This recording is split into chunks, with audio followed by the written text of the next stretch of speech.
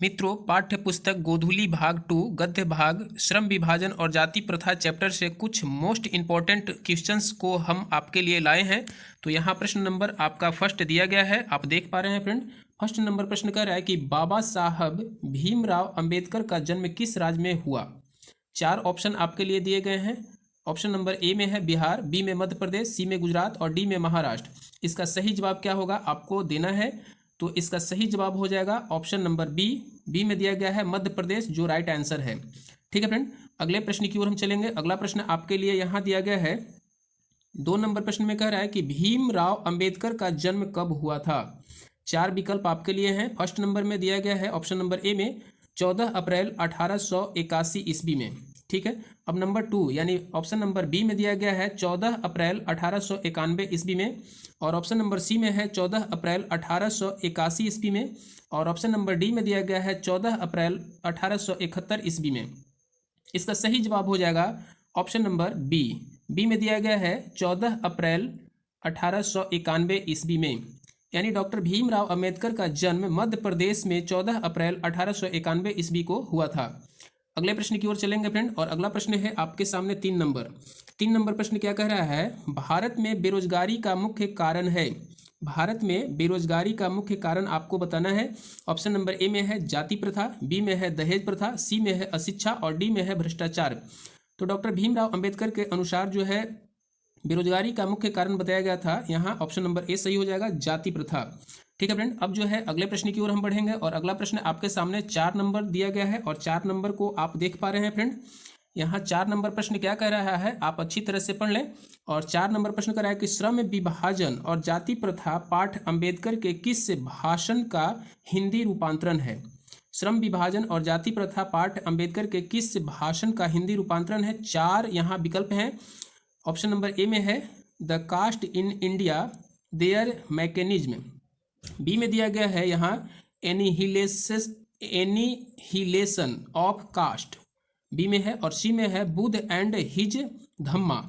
और डी में है इनमें से कोई नहीं। तो इसका राइट आंसर आपको देना है। इसका सही जवाब क्या होगा, इसका सही जवाब हो जाएगा ऑप्शन नंबर बी। बी में दिया गया है एनिहिलेशन ऑफ कास्ट। ठीक है फ्रेंड, अगले प्रश्न की ओर हम बढ़ेंगे। और अगला प्रश्न आपके सामने 5 नंबर दिए गए हैं। और 5 नंबर प्रश्न क्या कह रहा है, आधुनिक सभ्य समाज किसके लिए श्रम विभाजन को आवश्यक मानता है। आधुनिक सभ्य समाज किसके लिए श्रम विभाजन को आवश्यक मानता है। यहाँ 4 विकल्प है। ऑप्शन नंबर ए में दिया गया है अपनी स्वार्थ सिद्धि के लिए।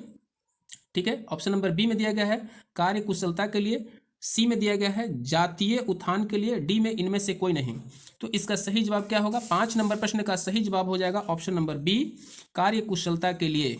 अगला प्रश्न है 6 नंबर प्रश्न कह रहा है कि जाति प्रथा भारत में बेरोजगारी का एक प्रमुख एवं प्रत्यक्ष कारण बनी हुई है, क्योंकि यहाँ आपके सामने 2 विकल्प दिए गए हैं। ऑप्शन नंबर ए में दिया गया है यह इच्छित पेशा चुनने की अनुमति नहीं देती। बी में दिया गया है पैतृक पेशा चुनने को बाध्य करती है।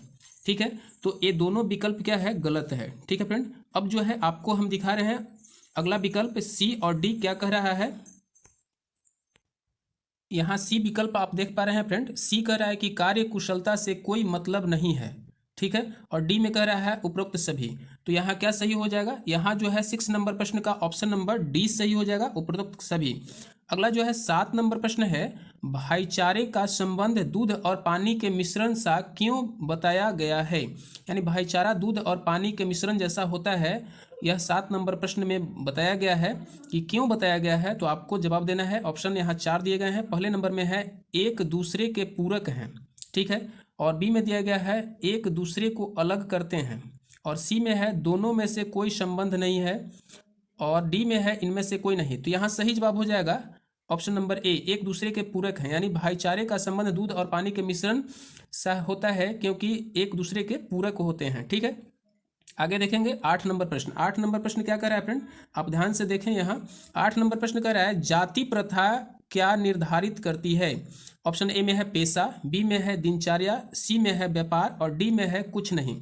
तो इसका सही जवाब क्या हो जाएगा? 8 नंबर का ऑप्शन नंबर ए सही हो जाएगा, पेशा। यानी देखे हैं, कोई जाति लुहार से है तो लोहा का काम करता है, कोई सुनार है तो सोने का काम करता है, कोई बढ़ई है तो आपका वो जो है लकड़ी का काम करता है, फर्नीचर वगैरह बनाता है। देखिए कोई ग्वाला है तो गाय भैंस जो है रखता है, दूध का कारोबार करता है। तो जाति प्रथा जो है क्या निर्धारित कर रहा है? पेशा निर्धारित कर रहा है। ऑप्शन नंबर ए सही हो जाएगा। अगला है 9 नंबर प्रश्न, श्रम विभाजन निश्चय ही सभ्य समाज की, खाली जगह दिया गया है तो क्या है? ऑप्शन नंबर ए में है दोष, बी में है पाखंड, सी में है गुण और डी में है आवश्यकता।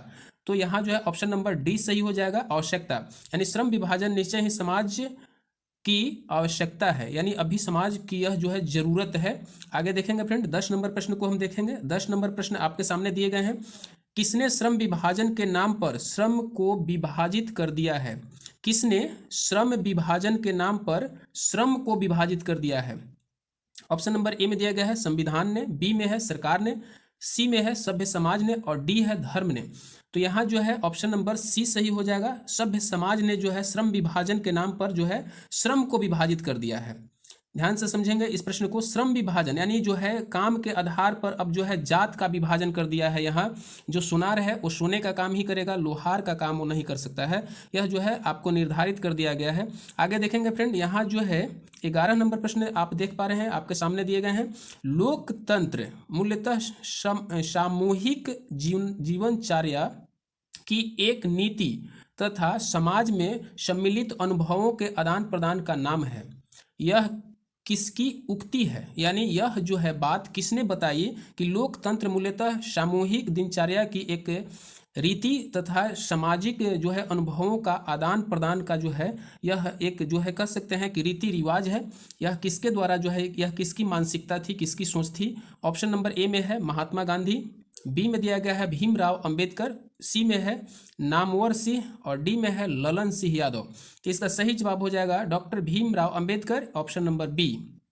अगले प्रश्न की ओर बढ़ेंगे फ्रेंड।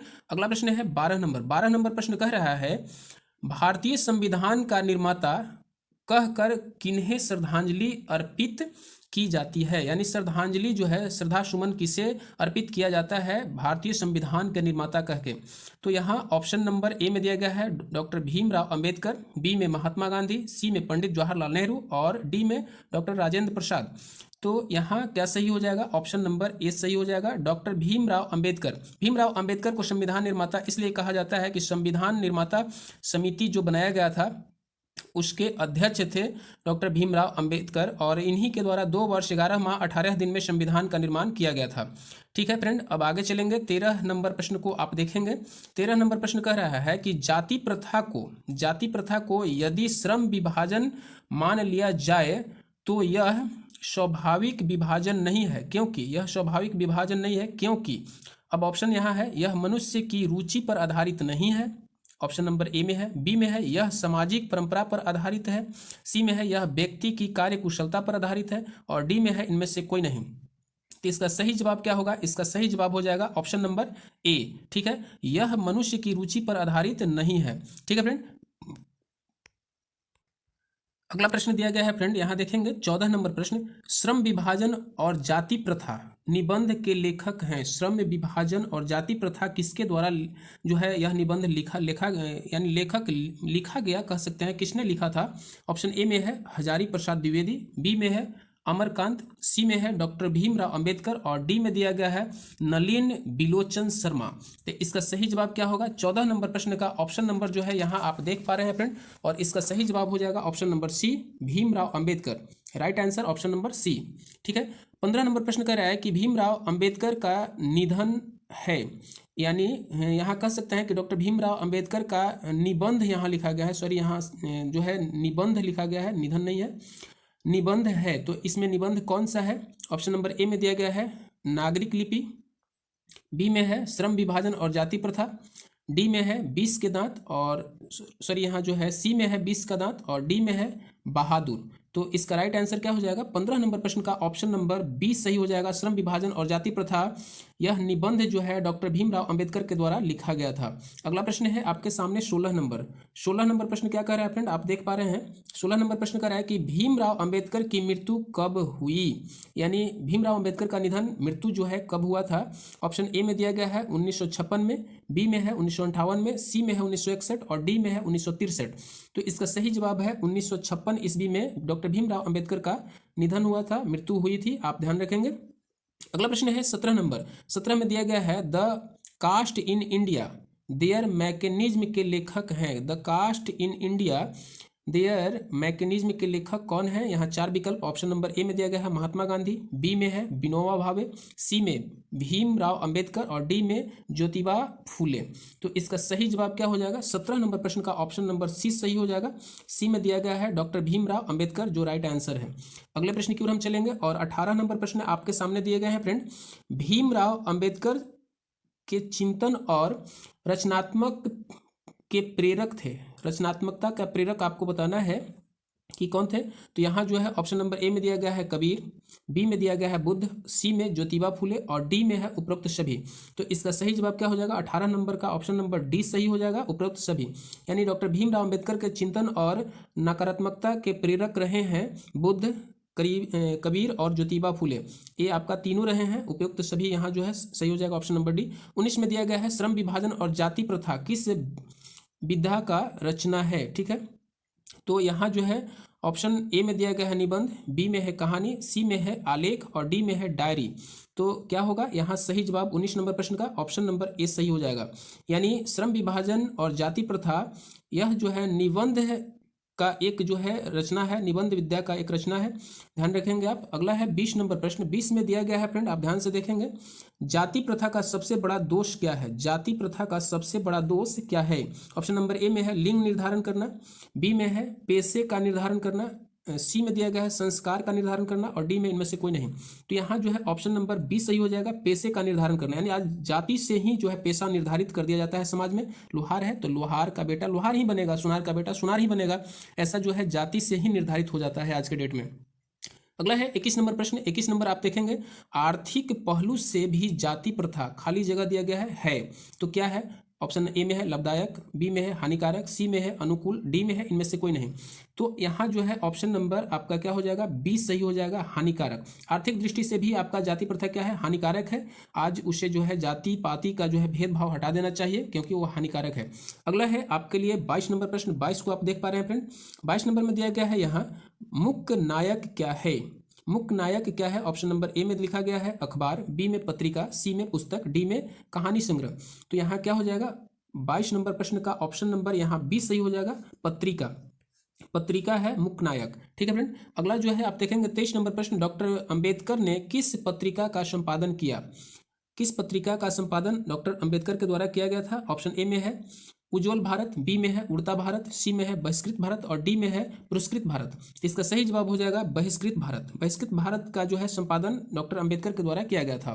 अगला है 24 नंबर प्रश्न, आप देख पा रहे हैं फ्रेंड। यहाँ 24 नंबर प्रश्न कह रहा है डॉक्टर अंबेडकर का वाङ्मय हिंदी के कितने खंडों में प्रकाशित हो चुकी है, ठीक है। तो यहाँ जो है आपको बताना है, ऑप्शन नंबर ए में है 15 खंडों में, बी में है 17 खंडों में और सी में है 19 खंडों में, डी में है 21 खंडों में। तो वाङ्मय हिंदी के यहाँ खंड अंबेडकर का जो है ऑप्शन नंबर डी सही हो जाएगा, 21 खंडों में जो है किया जा चुका है। 24 नंबर प्रश्न का ऑप्शन नंबर डी सही होगा फ्रेंड। अगला है 25 नंबर प्रश्न। 25 नंबर में दिया गया है आधुनिक सभ्य समाज में, आधुनिक जो है सभ्य समाज में कार्य कुशलता के लिए किसे आवश्यक मान्यता है। आवश्यक मान्यता किसे है। ऑप्शन नंबर ए में है श्रम विभाजन, बी में है धन विभाजन, सी में है जन विभाजन और सी में है जन विभाजन और डी में है जाति विभाजन। तो यहाँ क्या सही हो जाएगा, ऑप्शन नंबर यहाँ जो है 25 नंबर का ए सही हो जाएगा, श्रम विभाजन। आज समाज में जो है श्रम विभाजन यानी श्रम के आधार पर विभाजित किया जाना चाहिए। यानी आधुनिक सभ्य समाज कार्य कुशलता में श्रम विभाजन की आवश्यकताओं को आज जो है अनुभव करता है। अगला है 26 नंबर प्रश्न। 26 नंबर प्रश्न क्या कर रहा है फ्रेंड, देखेंगे आप। डॉक्टर अंबेडकर के पिता का नाम क्या था। डॉक्टर अंबेडकर यानी डॉक्टर भीमराव अंबेडकर के पिता का नाम आपको बताना है। ए नंबर में दिया गया है रामदेव, शकपाल, बी में है रामजी सकपाल, सी में है राम किशुन सकपाल और डी में है राधे राम सकपाल। तो सही जवाब क्या हो जाएगा 26 नंबर प्रश्न का यहाँ जो है ऑप्शन नंबर बी सही हो जाएगा, रामजी सकपाल राइट आंसर है। ठीक है फ्रेंड, आगे चलेंगे हम। अगला प्रश्न आपके सामने दिया गया है 27 नंबर कह रहा है कि जाति प्रथा का श्रम विभाजन मनुष्य की खाली जगह दिया गया है पर निर्भर नहीं रहता। ठीक है, यानी जाति प्रथा का श्रम विभाजन मनुष्य की किस पर निर्भर नहीं रहता है। ऑप्शन ए है स्वेच्छा, बी में है रुचि, सी में है कार्यकुशलता और डी में है उपयुक्त सभी। तो 27 नंबर का आंसर क्या हो जाएगा, ऑप्शन नंबर डी होगा, उपयुक्त सभी, यानी स्वेच्छा, रुचि, कार्यकुशलता ये सभी पर निर्भर नहीं रहता है। अगला प्रश्न है 28 नंबर, अंबेडकर के अनुसार आदर्श समाज किस पर आधारित होगा, यानी आदर्श समाज जो होगा वह किस पर आधारित होगा। ऑप्शन नंबर ए में है स्वतंत्रता, बी में समता, सी में भ्रातृत्व और डी में है उपयुक्त सभी। तो यहाँ आदर्श समाज में स्वतंत्रता भी मायने रखता है, समता भी और भ्रातृत्व भी, तो यहाँ उपयुक्त सभी यानी ऑप्शन नंबर डी सही हो जाएगा फ्रेंड। अगला है आपके सामने कितना 29 नंबर प्रश्न जो है दिया गया है और 29 नंबर प्रश्न क्या कह रहा है, जाति प्रथा मनुष्य को जीवन भर के लिए खाली जगह है में बांध देती है, यानी जाति प्रथा किस में बांध देती है आपको बताना है, एक पेशे में, भाईचारे में, समता के सूत्र में और इनमें से कोई नहीं। तो जाति प्रथा जो है एक पेशे में बांध देती है, यहाँ ऑप्शन नंबर जो है ए सही हो जाएगा। अगला है हिंदू धर्म की जाति प्रथा किसे अनुमति नहीं देती है। ठीक है, यहाँ आपसी संबंध की ऑप्शन नंबर ए में है, बी में है पेशा चुनने की, सी में है जातिगत पेशा परिवर्तन की और डी में है परंपरा उल्लंघन की। तो 30 नंबर प्रश्न का आंसर क्या हो जाएगा, ऑप्शन नंबर बी हो जाएगा, पेशा चुनने की यह जो है अनुमति नहीं देती है। अगला प्रश्न है आपके लिए 31 नंबर प्रश्न, ध्यान से देखेंगे फ्रेंड। 31 नंबर प्रश्न क्या कह रहा है, कह रहा है कि भाईचारे का दूसरा नाम क्या है। भाईचारा का दूसरा नाम आपको बताना है समूह, ऑप्शन नंबर ए में है, बी में है श्रम, सी में है राजतंत्र और डी में है लोकतंत्र। तो भाईचारे का दूसरा नाम है लोकतंत्र, यहाँ ऑप्शन नंबर जो है डी सही हो जाएगा। अगला प्रश्न है आपके लिए 32 नंबर, देखेंगे आप ध्यान से। 32 नंबर कह रहा है कि अंबेडकर की दृष्टि में भाईचारे का वास्तविक रूप कैसा होता है। ऑप्शन नंबर ए में है पानी और नमक के मिश्रण की तरह, बी में दिया गया है दूध और पानी के मिश्रण की तरह, सी में है तिल और तंडुल के मिश्रण की तरह और डी में है पानी और चीनी के मिश्रण की तरह। तो यहाँ ऑप्शन नंबर बी सही हो जाएगा।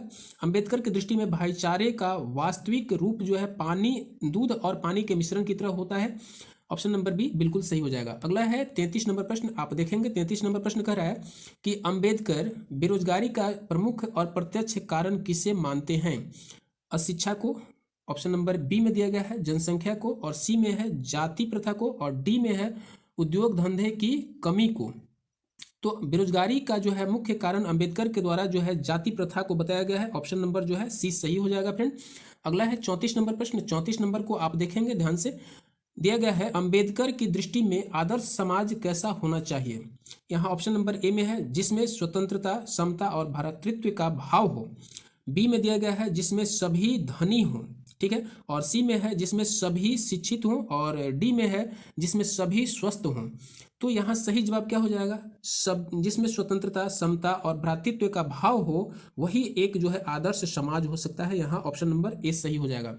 आगे जो है दिया गया है फ्रेंड, अगला जो है चैप्टर है 20 के दांत। 20 के दांत से जो है 2-3 प्रश्न ही लेंगे, ज़्यादा नहीं।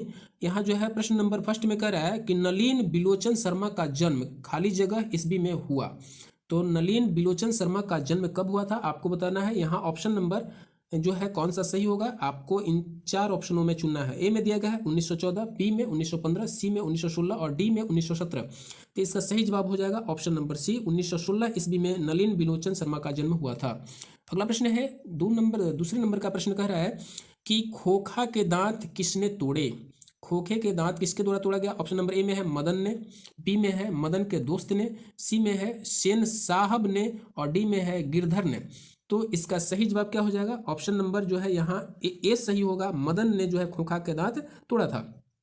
अगला है मोटर का कोई खतरा हो सकता है तो खाली जगह से किससे हो सकता है, खोखा से, ऑप्शन नंबर ए में है, बी में है मदन से, सी में है सीमा से और डी में है शेफाली से। तो यहाँ क्या हो जाएगा, ऑप्शन नंबर ए सही हो जाएगा फ्रेंड। ए नंबर में दिया गया है, यहाँ ध्यान से देखेंगे, ए नंबर में दिया गया है खोखा, तो खोखा ही सही जवाब है। मोटर का कोई खतरा हो सकता है तो खोखा से, ठीक है। तो फ्रेंड आपको जो है यहाँ इन सभी प्रश्नों को जवाब देने के बाद आपको लग रहा होगा कि आप बहुत सारे चीज़ों को जान गए। और यदि आपको यह वीडियो अच्छा लगा तो आप कमेंट करके हमें बताएंगे कितना आपका जवाब सही हुआ और आप कहाँ से हैं, किस जिले से हैं, किस राज्य से हैं। ठीक है फ्रेंड, यदि